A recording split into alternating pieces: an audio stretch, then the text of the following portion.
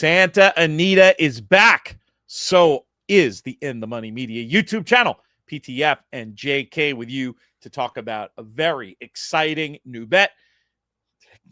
I'm going to say hello to everybody who's listening on the In the Money Players podcast feed, who's watching on the In the Money Media YouTube channel, who is watching this as we stream it live, day of, on Santa Anita channels, on Gulfstream channels, on In the Money channels. Thank you for being here with us.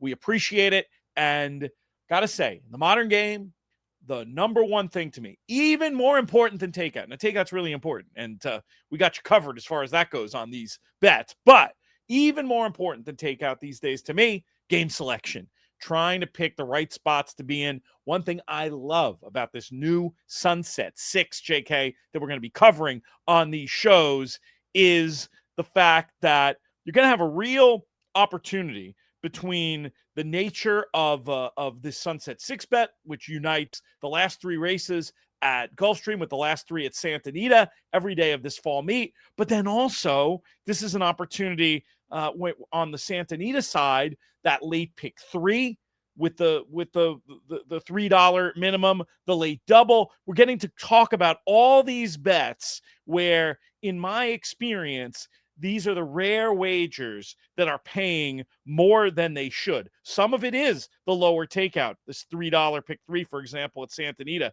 15% takeout, as well as the $3 minimum. But I think there's something about who's playing. The pools are big and the payouts have been good. Yeah, I mean, I think that those larger base wagers, base amounts, we've been talking about that since we were doing the coast to coast. We've been doing it since the Stronach 5. We've been talking about that base wager. I know some people might not think that it's player friendly, but it's the most player friendly thing you can do because it makes it harder on the computers to take all of the equity out of the pool with picking up all of the efficiency that's allowed with small denominations. So I love these ideas. I also like the idea of being able to combine cool races. The idea that, I can already see it in my head, like on a Fountain of Youth day, you get the steak from Santa. You also get the Fountain of Youth into one wager. I love those ideas. We want this to succeed, and so we will continue. I don't know how far we're committed to have this bet, at least through this meet, hopefully well beyond when it comes to the pick six, the Sunset 6.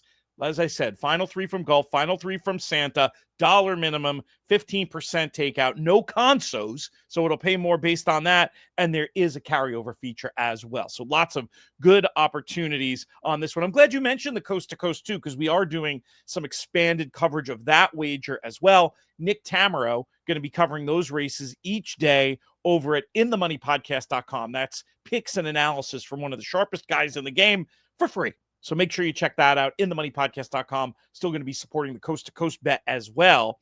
But for now, we're going to dive in to this inaugural Sunset 6. It kicks off with race number 7 at Gulfstream Park on this Friday, September 26th. We've got some bread and butter stuff here. Non-winners of 2 lifetime at the $8,000 level. JK, how do you want to light this candle? Yeah, I'm going to start with a single. Start off my Sunset 6 relationship with the single, and that's the one Patty's Gift down on the inside. This horse ran much better than everyone else's run in their last race. The other thing is you got speed down on the inside. I like that when I have the best horse in the race because I think it takes a little bit of the guessing away from the rider. You got to send away from there and hold that position. The other thing is I think, this horse, since switching hands, since the barn change, tried the synthetic for maiden 35, didn't run bad, then got into maiden 12 company where I think probably is a little bit more friendly. And then started running better. If you look back to the past odds, horse was 7-1, 3-1, 43-1, 25-1. That's why the horse wasn't running good. The horse was missing his friends. Patty's Gift has his friends now, and I think that he'll be tough to beat. She will, down on the inside. Ice cold single to get started with the Sunset 6. I wasn't as confident as you. I had Patty's Gift in the mix. I also had JJ Monet, who on pace figures I thought might be able to give the one a bit of a tussle in here. I don't see any other speed beyond those two. So they may just turn this thing into a match. But if they do end up going unexpectedly fast, I thought that the 5 eyes on Michael could be the one to benefit. This one was very flat last time when beaten by JJ Monet, but Michael was 3-5 in there, and on the body of work, I thought could maybe turn the tables. I had it 7-1-5. JK taking a much bolder stand with the 1 to kick things off here at Gulfstream. Let's move to Gulfstream's 8th race. We've got stakes action on the Friday in the form of the Hallandale Beach Stakes going a mile. I liked a couple of runners in here. I'll start by talking about the 6, Vita Mia, who I thought had a significant edge on figures. Yes, that was a very easy trip on the lead last time and going to have to deal with other speed, but drawn outside with the way this horse got faster. She got faster through the race last time, uplined, as our friends, the Matisse brothers, like to say. I didn't think she'd have an issue stalking if need be. The 5 Willow Case, the other one that looked pretty obvious to me, stakes winner and a reasonable alternative. I guess I was just worried she might be over bet compared to Vita Mia, but has already shown that ability to stalk and pounce, and that could be the winning trip, especially if the top one doesn't settle and instead hooks up with a runner like Tessellate in here. I had it 6 and 5. How do you see it? Yeah, I got to have 3, 5, and 6. I share your sentiments with the 5 and the 6, and they're drawn well. They both have tactical speed. Remember, these are lightly raced 2-year-olds, right? We don't fully know who they are. And neither of these 3 have really jumped up and grabbed me in a way where I feel like I have no choice. I need the 2 outside horses, but I also want to use a 3 Tessellate, who seems to be working well. Of course, took money on debut and ran extremely well. Has had a couple of horses that have come back and run well out of that race. 2 wins, 3 seconds, and 2/3 out of that debut race. Then comes back and runs well enough running into the 5 Willow Case, who's always in here. To me, this is one of those situations that whoever gets the best trip between the 3, 5, and the 6, one of them is going to win. I have a single in the first leg. I'm going to just try to survive this race. I don't have a strong opinion. We close out the Gulfstream portion of this Sunset 6 on Friday, Santa Anita opening day for the autumn meet, with a maiden claimer over at Gulf. This is 2-year-olds. We're going the mile. What do you like as we continue the sequence, my friend? Yeah, the 7 and the 8 are obvious uses here for me. I'll use both of those as A's. I'll also use the 3, and the 3 will kind of be my top pick. So a horse that took money on debut, doing something completely different than they're doing today. So there was something about this horse they thought they were going to run well. But the synthetic, the short distance, that didn't really necessarily add up. Now we're moving to the grass. We're going longer. We're adding blinkers. We're making a lot of changes to a horse that took some money. Obviously, there's a little bit of something there. That'll be my top choice, but I'll use the 3, 7, and 8 as A's. I'll use the 2 and the 6 as B's. Like I said, horses that have only run one time at this level, anything can kind of happen. They can kind of jump up. I want to make sure that I'm alive going into Santa Anita. I want to have the 2 and the 6 as backups, but 3, 7, 8 is A's. I've been spready enough so far that I was going to try to get skinny here. I really like Caholo, the 8 runner, getting the drop I think he probably needs after running fast early last time against Better. There's just a lot of exposed form in this race, and I thought Caholo, the 8, looked like the best speed by some way. I'm going to take another long look at some of the ones you mentioned, JK, and maybe at least work your other A's in here as backups where I can. But I definitely wanted most of the money running through the 8 as we move from one coast to the other. Take one of the longest flights in the continental United States from Miami out to LAX, and we resume talking about the 7th race at Santa Anita. I should have given you the start times of these wagers. 4:05 is the start time of that 7th race at Gulfstream. By the time this 7th at Santa goes, it'll be a few hours later. You can have your dinner break in between because you've got 7 o'clock, the scheduled post time for this optional claimer, non-winners of 1 allowance for state breds, going 6 furlongs on the turf on the main track. JK will keep the analysis with you.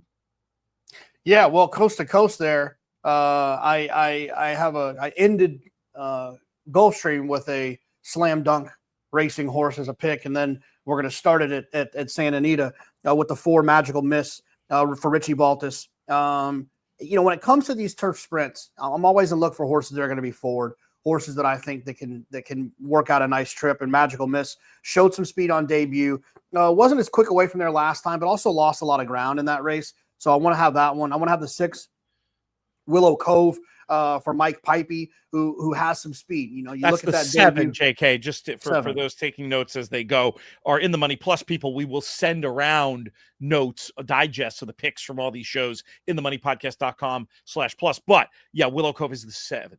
How did someone scratch? Yes, the 5 is out, which also means Lady Gregory draws in. I was going to get to that when I did my Okay, statement. good. Okay, yeah. That's they do that in Santa Anita. They early scratch horses. Yes. Okay. You got put Sorry. away there. That's all The right. 7 Willow Cove, who had some speed, showed some speed, in the first 2 dirt starts, and then last time I thought ran well enough. Didn't run a blazing fast number, but got a good number getting to the grass. And then the 9 Lady Gregory, who draws in, another one that I want to make sure I have. She's got some good dirt races, but if you kind of cherry pick her turf races out of there, man, she's right there in the mix. Yeah. For one, and she's drawn well too. I love outside tactical horses in turf sprints because they don't get stopped. They might lose a little bit of ground, but I'm fine with them losing ground. I don't want them getting stopped because in a turf sprint, to me, there's not enough time to then make up another run in order to kind of make up for the trouble you might find yourself in. So Lady Gregory, I'll definitely use as well. So 4, 7, and 9. Yeah, Lady Gregory, the 9, drawing in. Probably bad news for the rest of the field. As you pointed out, getting back to the best surface. Loves it around here. I just thought had an edge on Figs and Form and should get a good trip. I did want to use Willow Cove as a B, one that has the chance to be the best speed here in a turf sprint. Coming off a long layoff, but appears to be working well. It's interesting because Mike Pipey actually, when you pull the numbers for the last 5 years, he doesn't have great stats with long layoff types rather, but I know I've seen him win with these kind of runners from time to time. I'm not going to leave out Willow Cove. 9, mostly 9, little 7 for me. 4, 7, and 9 for JK as we move to the hinge of the late pick 3. I plugged the late pick 3 before, but I just want to mention again, that also starts in race 7. $3 minimum, 15% takeout. And then with this 8th race, you have the opportunity for the special late double with its $5 minimum and 15% takeout. Another bet. Again, I've just seen it time and time again. It pays more significantly. It's supposed to pay more than the parlay because the way takeout works, but significantly more than what you'd expect. These are good pools to get involved in. $10,000 claimers for 3 and up, going a mile in this one. I liked Mystic Flyer the best. The 3 runner looks very dangerous to me on the big drop. McCarthy has great numbers off these kind of year-plus layoffs. Not a huge sample, but 4 for 20 with a positive ROI, 50% in the money over the last 5 years. Mystic Flyer just fits the bill here. And the 2 Austonian I thought was interesting. Trying to close last time on a speed favoring day. The winner there, Money Run, came back to repeat on a jump up in class. And I thought Austonian had the chance to be the best late. 3 and 2 for me. What are your numbers? Yeah, I'm ice cold with the 3. I mean, Mystic Flyers, the numbers are just so much better. Some people will say the long layoff and then the drop, but where else are they supposed to run? Right. The last time the horse won, they won for 25. What do you just be realistic? And I think Michael McCarthy is realistic. And he's one of those trainers that I trust with a move like this. There's certain people's names that might show up that I wouldn't feel great about, but with Michael, I don't have any problem with this horse. If this horse runs a third, 2/3 of the races that they ran early in 2024, this horse is gone. Yeah, I'll pull out an old chestnut actually for this. Great book, Modern Pace Handicapping by Tom Brohammer. I think this is where this one comes from. And it's interesting. That book has a whole chapter on negative class drops. But the thing, I think it's a chestnut from that book I remember. If not, it's just from my time around the game. It's almost like the more successful horses a trainer has in their barn, the less you worry about a drop like this. You know what I mean? If you're more of somebody at a lower profile and a claiming horse that wins races could be considered your stable star almost, you don't want to see that horse dropping. But when you've got Michael McCarthy's stock, you got to kind of put them where they belong and move them on and move them out. And I'm not going to think for a second that's a negative class drop in this case. I wanted a little backup just because I saw the case to be made for the 2. But yeah, I think you can press up that 3 in a strong way. We close out the Santa Anita card with a maiden filly $50,000 claimer. We're going a mile on the turf. When it comes to this first ever Sunset 6, JK, how are we going to get paid? Yeah, I need 3 horses in here. I'll use the 2, 4, and the 7. The 2 rehearsal was one that, drawn inside. You get Umberto. I wish I had maybe just a sliver more tactical speed, but should be able to work out a little bit of a trip. Kind of got an inside pocket trip last time. I project probably to get a similar trip this time. Hopefully can be a little bit closer. The 4, Wildfire Princess, takes the blinkers off. A horse that's been turf sprinting. I don't typically like turf sprinters that are taking the blinkers off and stretching out, because to me, you're taking the blinkers off trying to solve something. But this horse is drawn inside, and I do like my turf sprinters stretching out, drawn inside, because they can get to the rail. Typically, they're tactical enough to get to that inside position. Then they're also going to get cover. So they're going to save ground into the turn because they're tactical enough to get inside. Then they're going to get cover, so they're going to be able to follow a horse around there that can maybe prevent them from being rank. So I wanted to have the 4, Wildfire Princess, and then the 7, Infinity Dream. Another one takes the blinkers off for Richie Baltas. I hate the outside draw for turf sprinters, but in this race, these were the 3 best horses, and I wanted to make sure I was alive to them. That's interesting. So when you say we had an instance earlier where you like the outside draw for a turf sprinter, here you don't. What's the difference? No, I don't like the outside draw for a turf sprinter stretching out. Oh, for stretching out. And this is a 2-turn race anyway, so it was a bad question. Yeah, sorry. No, that was it was also, I think I probably said that wrong. Yeah, okay. Because the idea just, the opposite of what I said about an inside draw is that they're going to be in the clear. So if they're going to run off, they're going to be rank. There's not going to be anything in front of them. They're going to likely lose ground. So if the distance is a problem, then geometry is going to get to them. So there's a couple of things that can go wrong with stretch outs drawn outside. Yeah, no, that makes perfect sense. I can't leave this horse off, but it's one of those situations. If they were drawn inside, maybe I'd feel a little bit more confident.